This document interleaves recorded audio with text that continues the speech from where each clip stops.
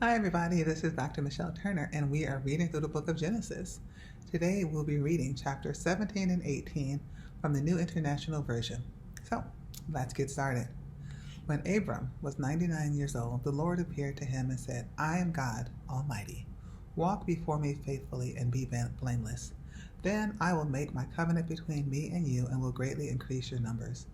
Abram fell face down, and God said to him, As for me, this is my covenant with you. You will be the father of many nations. No longer will you be called Abram. Your name will be called Abraham, for I have made you a father of many nations. I will make you very fruitful. I will make nations of you, and kings will come from you.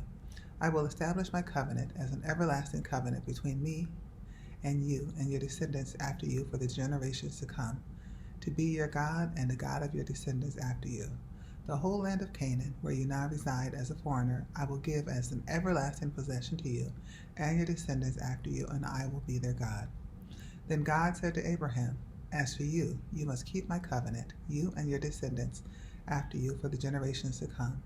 This is my covenant with you and your descendants after you, the covenant you are to keep. Every male among you shall be circumcised. You are to undergo circumcision, and it will be the sign of the covenant between me and you. For the generations to come, every male among you who is 8 days old must be circumcised, including those born in your household or bought with money from a foreigner, those who are not your offspring. Whether born in your household or bought with your money, they must be circumcised.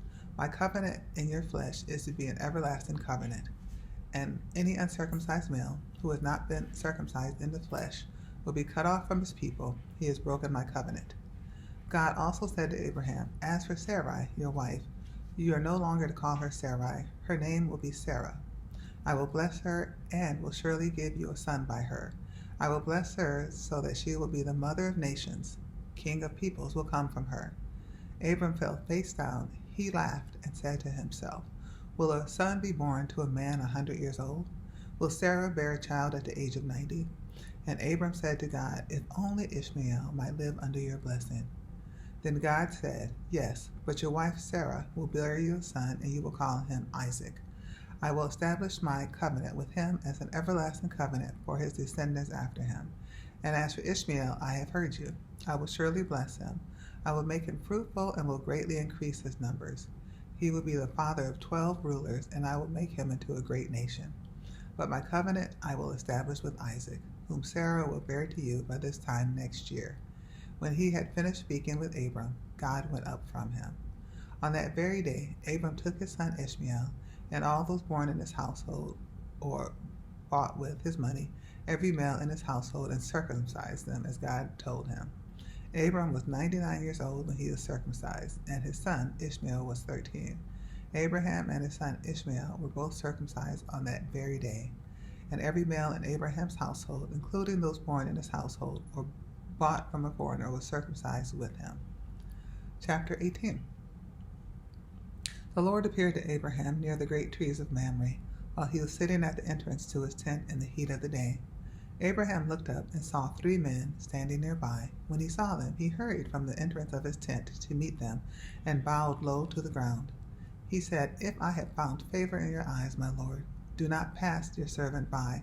Let a little water be brought, and then you may all wash your feet and rest under this tree.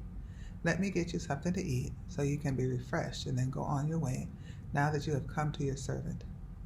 Very well, they answered, do as you say. So Abram hurried into the tent to Sarah. Quick, he said, get 3 seahs of the finest flour and knead it and make some bread. Then he ran to the herd and selected a choice, tender calf and gave it to a servant who hurried to prepare it. He then brought some curds and milk and the calf that had been prepared and set these before them. While they ate, he stood near them under a tree. Where is your wife Sarah? They asked him. There in the tent, he said. Then one of them said, I will surely return to you about this time next year, and Sarah, your wife, will have a son. Now Sarah was listening at the entrance to the tent, which was behind him. Abraham and Sarah were already very old, and Sarah was past the age of childbearing.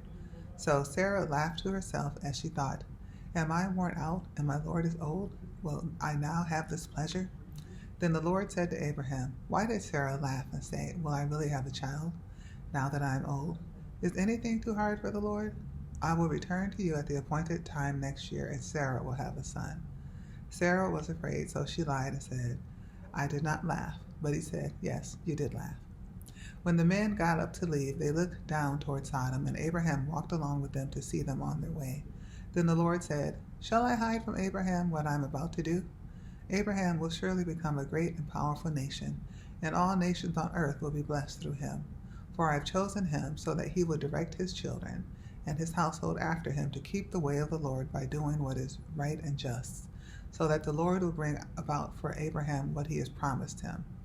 Then the Lord said, the outcry against Sodom and Gomorrah is so great, and their sin is so grievous, that I will go down and see if what they have done is as bad as the outcry that has reached me. If not, I will know. The men turned away and went toward Sodom, where Abraham remained standing before the Lord. Then Abraham approached him and said, will you sweep away the righteous with the wicked? What if there are 50 righteous people in the city? Will you really sweep it away and not spare the place for the sake of 50 righteous people in it? Far be it from you to do such a thing, to kill the righteous with the wicked, treating the righteous and the wicked alike. Far be it from you. Will not the judge of the earth do right? The Lord said, if I find 50 righteous people in the city of Sodom, I will spare the whole place for their sake. Then Abraham spoke up again. Now that I have been so bold as to speak to the Lord, though I am nothing but dust and ashes, what if the number of the righteous is 5 less than 50? Will you destroy the whole city for lack of 5 people? If I find 45 there, he said, I will not destroy it. Once again he spoke to him. What if only 40 are found there? He said, for the sake of 40, I will not do it. Then he said, may the Lord not be angry, but let me speak. What if only 30 can be found there? He answered, I will not do it if I find 30 there. Abraham said, now that I have been so bold as to speak to the Lord, what if only 20 can be found there? He said, for the sake of 20, I will not destroy it. Then he said, may the Lord not be angry, but let me speak just once more. What if only 10 can be found there? He answered, for the sake of 10, I will not destroy it. When the Lord had finished speaking with Abraham, he left, and Abraham returned home. And so that concludes our reading of Genesis chapters 17 and 18 for the day from the New International Version. So may God bless you, and may the Lord add a blessing to the reading of his word.